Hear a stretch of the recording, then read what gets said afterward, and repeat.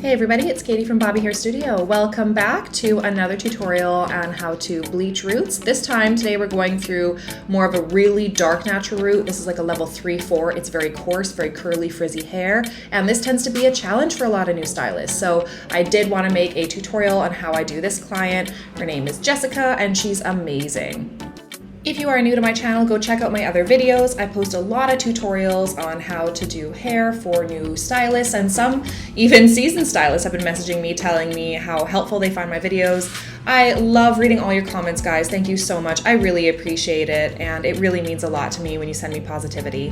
Here's our end result today. So this is what you will be seeing at the end of this tutorial. Before we get started, I'd love to remind you guys that if you're not already, please follow us on Instagram and TikTok at Bobby Hair Studio. It super helps out our channel and it just promotes more of this education to everybody.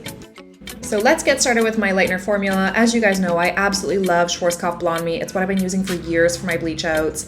And because I am doing such a dark, thick, coarse texture today of hair, I'm going to be doing smaller bowls at a time so that my formula stays fresh. Freshness is the most important thing that you can do other than saturation when you're doing bleach roots, because the fresher the formula is, the more powerful it is and the more lift you get out of it. So I'm mixing that with 20 volume, and I'm also, little pro tip here, I'm getting another bowl ready of just bleach powder and its little scooper, and I'm bringing my formula for my developer with me as well to the station, so I don't have to spend a bunch of precious time running back and forth between my station and the color bar. This is just something to help me save time and keep things going really quickly. Because as we know, when it comes to bleach roots, efficiency and saturation are the most key factors in getting a good lift. The first thing I'm going to do is establish where my client has her parting. She parts in the middle, so what I'm going to do is 2 inches away from her parting is where I'm going to be starting where I apply my color. And what this does is, instead of applying to the parting first and letting it sit out in the open, this is actually insulating it and keeping it moisturized, because the parting is what she sees first, and it's the part that's going to be exposed to the most air if you leave it out, and that means that it's going to dry out really quickly. So if you're using a slightly thicker formula because you don't want your bleach to swell, keep in mind that thicker formulas dry out a little faster. So everybody's formula is a little bit different that sits in my chair. Sometimes people with slightly lighter hair will get a more liquidy formula because I don't necessarily need it to be lifting as powerfully and as long. But sometimes when I have a client with coarser, darker hair, she needs a thicker formula, which means it can dry out a little faster. So it's a little bit of a balancing act in finding out your perfect formulation. I don't actually go with what is written on the Blonde Me Care advice on doing like a 1-to-1 or a 1-to-1.5. I just go by consistency. And the consistency that I usually do is between like a yogurt and a Greek yogurt kind of consistency. You know, not everybody needs Activia, not everybody needs Greek yogurt. It's kind of just to each client, I guess. So I've moved from the side of her parting over into the middle here, and it's all being brought over towards my body. So I'm moving from back towards the front here. And a lot of people actually ask why I'm not starting with the back of the head when I'm doing this specific client. And I actually used to do that, but I find that because the back of the head actually lifts pretty quickly because of how dense everything is back there, it keeps things really insulated, very warm, and things lift very quickly in the back and tend to be a little slower on the very top of the head. I now start on the top of the head with this client because I tried it one time just as an experiment to see how we could deal with any banding that she had, and she immediately loved the results, and we decided to do it this way from now on. This also prevents less swelling in the back, because when bleach gets too hot, it tends to swell.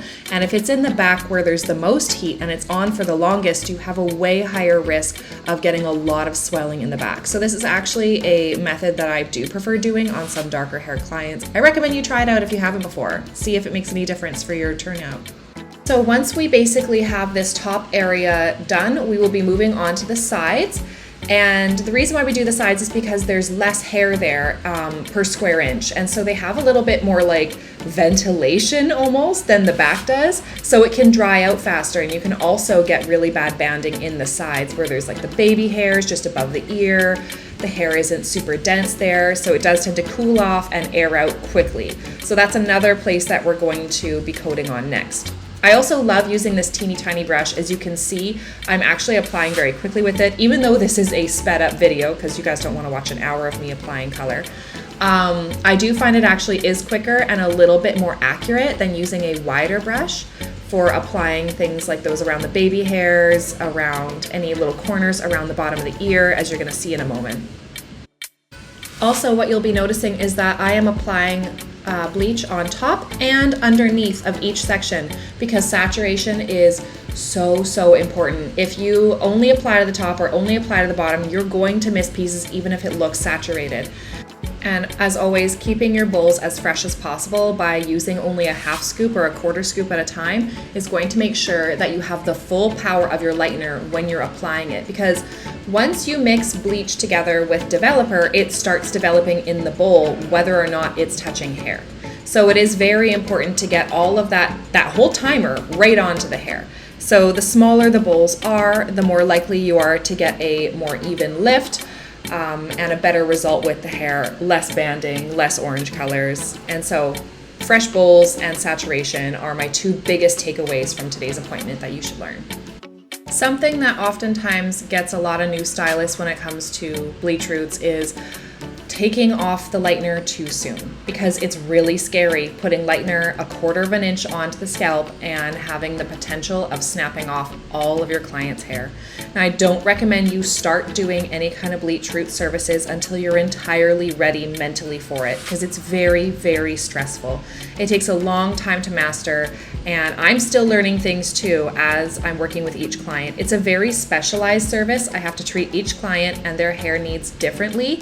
It's not a one size fits all, because her lift has already started lifting and it's only been about 15 minutes, but it hasn't lifted very much. She has tons of orange and red in her hair. So what I'm doing here is, after I've done each section, is I'm giving the outsides, the borders of each section, a little extra, saturation, and then I am taking my frame art foils, tearing little pieces off of them and applying them to the face and the borders where anything is, so that I can keep them insulated and keep them from drying out anywhere. This is a good pro tip.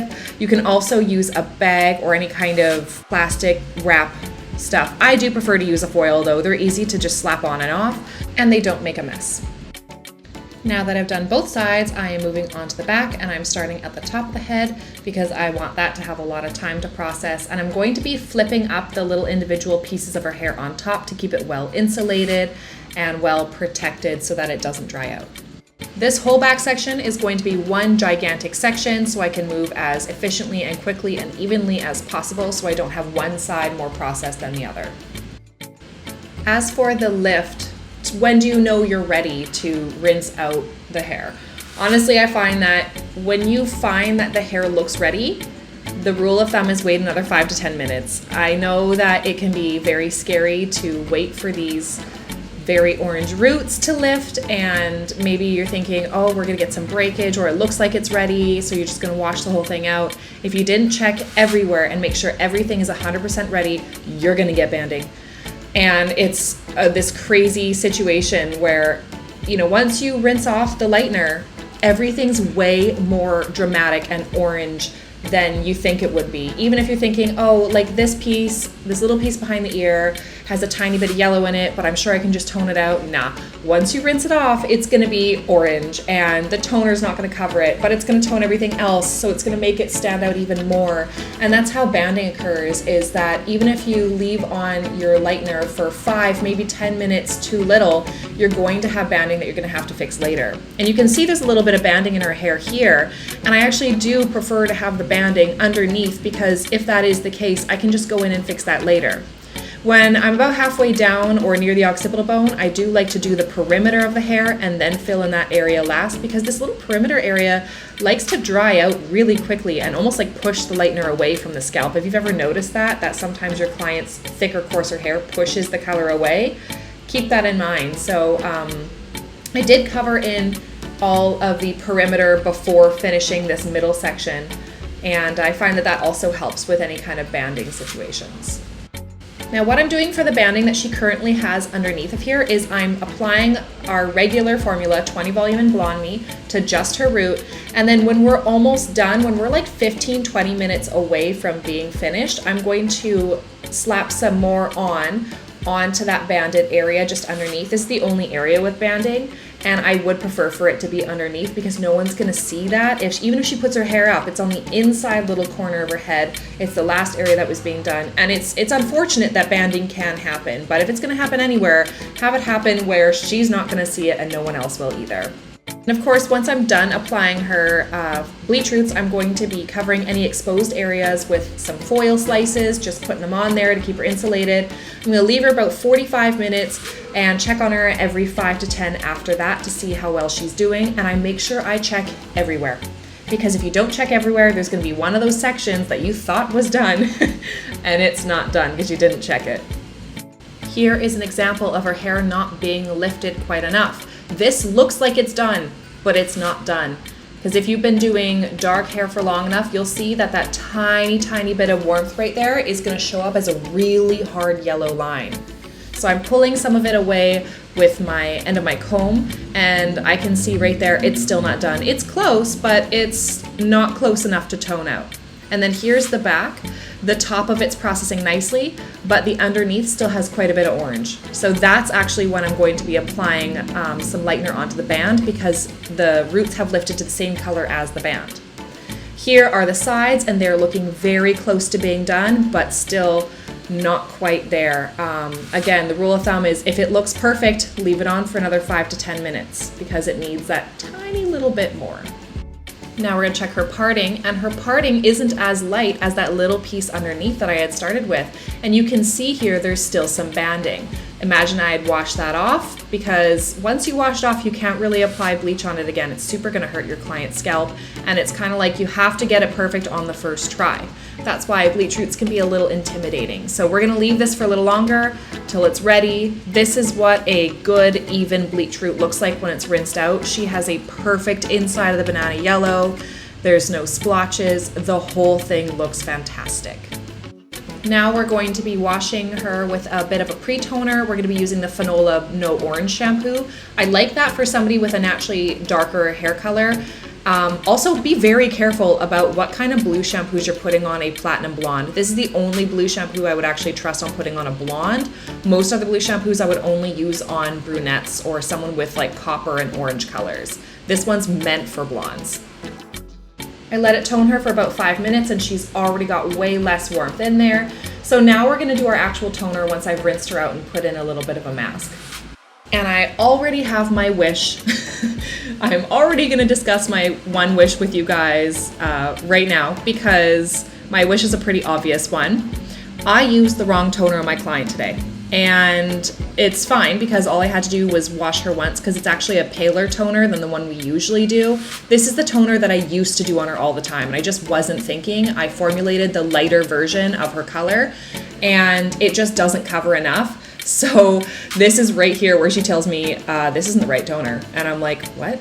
So after it did its job, because I figured I put on half the head anyways, let's let it do its job and then we'll just give it a quick wash and do our regular toner.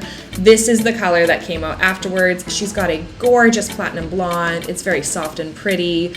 We gave her a nice blowout and some curls. And I'm very happy with this result, with the exception of me mixing the wrong toner the first time. It didn't actually end up affecting the hair color. This is so beautiful. And I'm really happy with this. So let's do our favorite part, which is 2 stars and a wish. If you're new to this channel, 2 stars and a wish is a training tool that I've come up with, and it's helped me to get better in every service that I do. There are some rules involved. This is a positive environment. There's no I hate it or sucked at language. This is constructive only. 2 stars always, no less. 1 wish only, no more. This has to be said out loud or to a mentor when you have one to discuss and learn new techniques that will help improve your skills. And we don't always state what, but we also state the why and how, so we can analyze how we can grow and get better at our services. This is a fantastic technique. I use it for all of my apprentices and all my new stylists at my salon, and they just grow so quickly after starting to use this tool.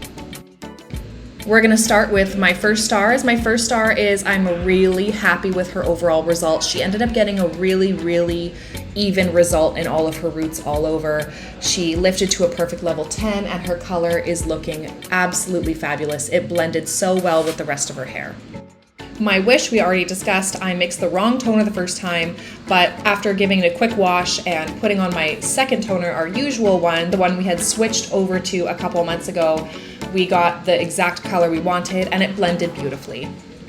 My next star is going to be with the new little technique that I used for myself today of having a secondary bowl with my bleach mix and my developer, which I brought to my station so I don't have to travel back and forth to the color lab and station, so that I kept myself really responsible and I kept accountable for myself to actually mix fresh bowls as soon as I needed them, rather than just using the amount that was left in the bowl, so I didn't have to go back and forth to the color station so fast. So I'm really happy that I did that, and it's something that I'm going to keep doing. I'd love to know your guys' thoughts. Please write them down in the comments below. I love reading them. Thank you so much for joining me today, you guys. Have a wonderful day, and subscribe for the next one.